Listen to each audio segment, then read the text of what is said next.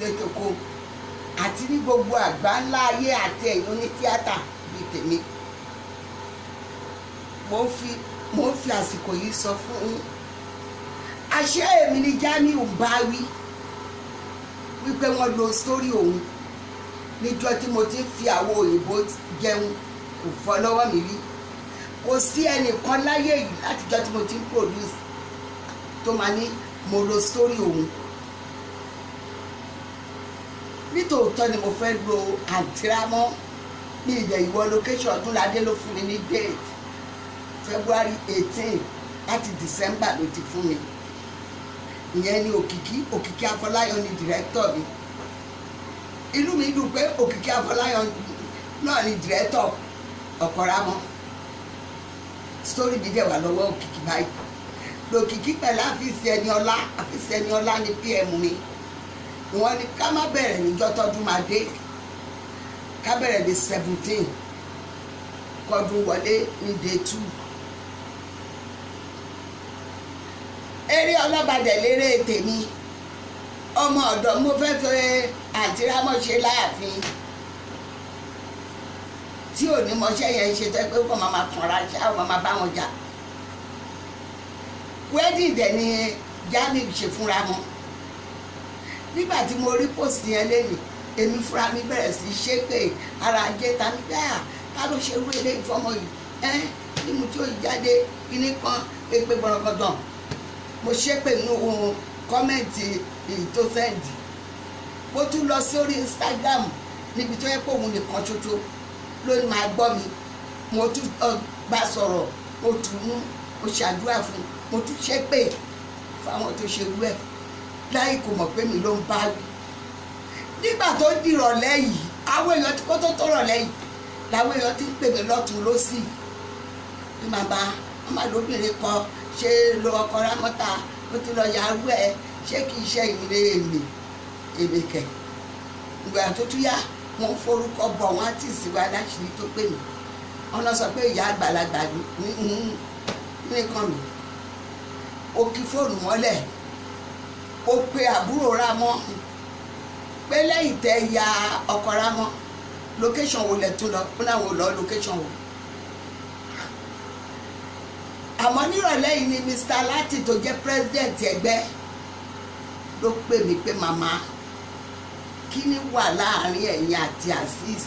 Ọkàn mi ò tẹ́lẹ̀ lọ́pẹ́ tó Jamiu ló Jamiu Azeez ló ń jẹ́ ní Azeez ó ní Jamiu irọ́ wàzí ó ní ẹ ṣe story mi kò ní èmi ṣé mi ló ń bá wí láti jọ yìí alátàárọ̀ tí gbogbo ayé jẹ́pẹ̀ tí ẹ̀ lè mọ́ mi náà torí kò jí kò wù kò ní kó ní mo máa lọ. Mo lébi kẹ̀ mo á mú story mi mo á go through ẹ̀ fún Mr. Latin. Kò pẹ́ báyìí Yẹmí Àbọ̀dún náà tún pè é mo tún sọ fún un. Ìyẹn náà ó tẹ̀ tí bá wí wípé tó bá rí bẹ́ẹ̀ ó ti dárúkọ ẹni tó ṣe tó bá rí bẹ́ẹ̀ ó ṣe kọ́kọ́ fi lọ àwọn tó máa gbé síta kiri. Ní báyìí o mo fẹ́ gbé ara mi ṣépè àti Jamiu náà tí n bá mọ nǹkan kan pa sórí Jamiu tí sórí mi bá jọ sórí ọkọ Rámọ́ ní táìtù tiẹ̀ ilẹ̀ ìmọ̀ ní táìtù fíìmù mi mo ní ẹlẹ́rìí ògògó wà ní iṣẹ́ mi street mi wà lọ́wọ́ ẹ̀ Wùnmí torí ọlá wà ní iṣẹ́ mi story mi wà lọ́wọ́ ẹ̀ Fúnmi Matthews Ide Matthews mo ti fẹ́ lò tẹ́lẹ̀ ó wà ní iṣẹ́ mi mo ti send story mi sí tẹ́lẹ̀. Òkìkí Afọláyan ni director àfíìsì ọlá ní PM mi. Ẹ pè wọ́n Mr. Aládì gbogbo wọn ẹ pè wọ́n kó béèrè story mi lọ́wọ́ ẹ̀ tàbí kí wọ́n béèrè bóyá mo ti yàṣẹ́ ìjọba 17 kí tó wọ location mo fẹ́ lọ́dún mo fẹ́ lọ Pasuma mo jẹ́ àgbọ́ tó jẹ́ wọ́n ọlọ́ ṣe jẹun ọlọ́wọ́ top star ṣé mo rán ẹ jẹ́ kó má lo top star gbogbo ayé ló mọ̀ yèrè kó pé kì í ṣiṣẹ́ wẹ́wẹ́. Àmọ́ tí bá mọ̀ pa story ọkọ Rámọ́ yàtọ̀ sí pé mo ń rí lórí Instagram tempos tó ń wọ wedding fún tó ṣe gbogbo ohun tí bá wá ní ayé mi kí n máa rí gbogbo ohun tí bá dáwọ́lé nínú tíátà yìí lórí ìtàgé yìí kí n máa rí àmọ́ tí ò bá jẹ́ bẹ́ẹ̀ tí mi mọ kọ́kọ́ tí ti ẹ̀rọ kan lọ síbẹ̀ torí mi ò ṣe ọmọdé iṣẹ́ ẹ̀ báwo ni màá yẹ sọ pé story oní story mi yọ nǹkan mi lákọ̀ọ́ni ògògó ká story mi ẹ̀ẹ́dẹ́gì ló pè mí tó ní story yẹn ṣe tó ní fún nọ́mbà ọmọ tó kọ tí mi ò bá mọ nǹkan kan nípa story ẹ̀ tó ń bà mí lórúkọ jẹ́ ọlọ́run á bà ẹ̀ jẹ́ látàyé dọ́run gbogbo ìpè tó ṣẹ́ yẹn orí ẹ̀ ló máa dà ní gbogbo ìpè táwọn agbódegbà iṣẹ́ orí ẹ̀ ló máa dà ní àdàbí tí bá mọ nǹkan kan pa ẹ̀ o ìwọ wà lá dárúkọ mi fáwọn olórí wa pé èmi ṣe story ẹ̀ ṣóòṣì èrè Jamiu Moso nífẹ̀ẹ́ àmọ́ ti tẹ́ lọ́wọ́ mi báyìí ó dẹ̀ ti tẹ́ lọ́wọ́ ayé ó ti tẹ́ lọ́wọ́ ẹlẹ́dàá mi àdàbí tí bá mọ nǹkan kan pa story ẹ̀ o èpè tí táráyé ti ṣẹ́ lẹ́nì àtàwọn wèrè onísọkúsọ tí wọ́n ní gbọ́dí ọ̀rọ̀ tọkàn máa hé tó máa pọ́ọ̀sì tó máa ṣépè nígbà táre jà tí ẹnìkan tó gba ṣe bó dárúkọ ẹni tó gba ó gbé fọ́tò ẹ̀ ta kí wọ́n ṣe dárúkọ ẹni tó ya fọ́tò ẹ̀ tó ya story ẹ̀ tó ṣe wá lọ sọ fún ẹgbẹ́ ó dẹ̀ ti pọ́ọ̀sì ẹ̀ kó tó lọ sọ fún lórí ẹgbẹ́ tó lọ dárúkọ ẹni tó ṣe ọlọ́run á mú ẹ àdàbí ti bá bọ̀ pa ẹ̀ ó fa ẹlẹ́lọ́run lọ́wọ́ ó fa ẹlẹ́lẹ́dàá mi lọ́wọ́ ó fa ẹlẹ́tàgé lọ́wọ́ kó dájọ́ láàrin àwa méjèèjì ó dàbọ̀.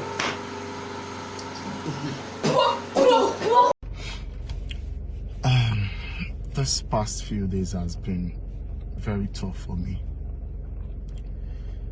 Mo ti sunkún ojú mi ti wú. Mo ti bira mi láìmọye questions.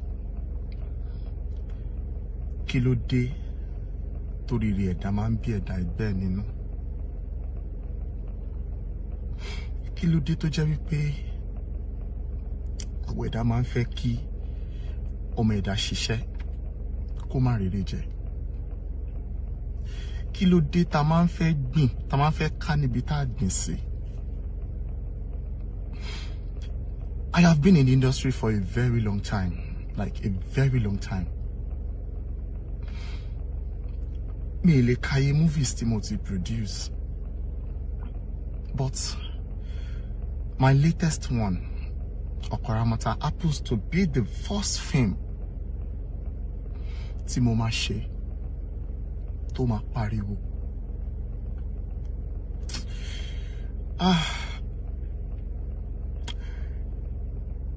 Mi lè sọ effort tí mo put into that production. Gbogbo strategies ni mo lò bí kí fíìmù yẹn lè pariwo. Mo dẹ̀ ṣe Ọlọ́run dẹ̀ jẹ́ kó pariwo láì tí release ẹ̀. Ẹ̀yin kan dẹ̀ jókòó síbi kan tájọ́ ń ṣiṣẹ́ kan náà tẹ́ jẹ́ kọ̀líìgì mi, ẹ dẹ̀ jókòó síbi kan ẹ dẹ̀ rò pé ẹ fẹ́ kí n ṣòwò kí n má jèrè. Same concept. Ẹ dẹ̀ lọ jókòó ẹ dẹ̀ lọ pàǹtíra mọ́tà. Same concept tí mo ti ṣe. Kí ló dé? Kí ló dé tẹ́ ní bẹ̀rù Ọlọ́run? Kí ló dé? Honestly, I promise myself not to cry, but I can't help it. Honestly, I cannot. Because, oh my God, mi lè sọ iye wàhálà tí mo ṣe lórí fíìmù yìí. Mi ò lè sọ iye ogun tí mo jà lórí fíìmù yìí. Honestly, mi yẹn bá rò pé mo lè ṣe nǹkan tí mo ń ṣe, but I just have to do it because mi ò mọ ẹ̀ṣẹ̀ tí mo ń ṣe. Tó bá ní ẹ̀ṣẹ̀ tí mo ń ṣe ni bóyá kẹ́ bá mi bẹ̀bẹ̀.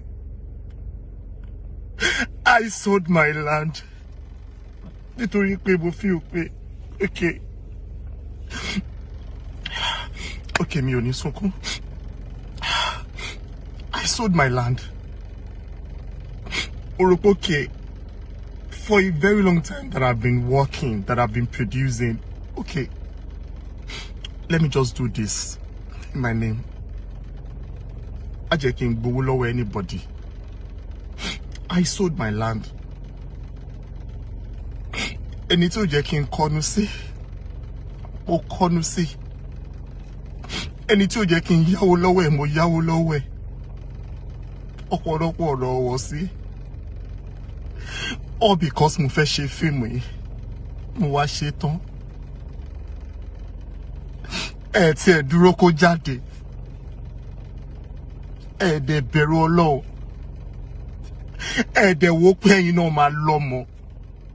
Káwọn ọmọ yín náà máa débi tí mo dé. Ẹ dẹ̀ fẹ́ káwọn ọmọ yín ṣoríire. Ẹ dẹ̀ fẹ́ jó, ẹ fẹ́ ṣòwò, ẹ fẹ́ jèrè. Same concept. Gbogbo àwọn clips tẹ́ ti rí lórí social media tí mo post while shooting on Moramota. Ẹ dẹ̀ compile everything, ẹ dẹ̀ kọ story around there, ẹ dẹ̀ fẹ́ báṣẹ́ mi jẹ́, kí ló dé, kí ni mo ṣe? Kí ni mo ṣe? Ẹ jọ̀ọ́, my industry people ẹ ṣàánú. Ẹ má bà tèmi jẹ́, má jẹ́ kí n jẹ gbèsè. Ẹ jẹ́ kí n ṣòwò, ẹ jẹ́ kí n jèrè, ẹ jọ̀ọ́, kí ló dé?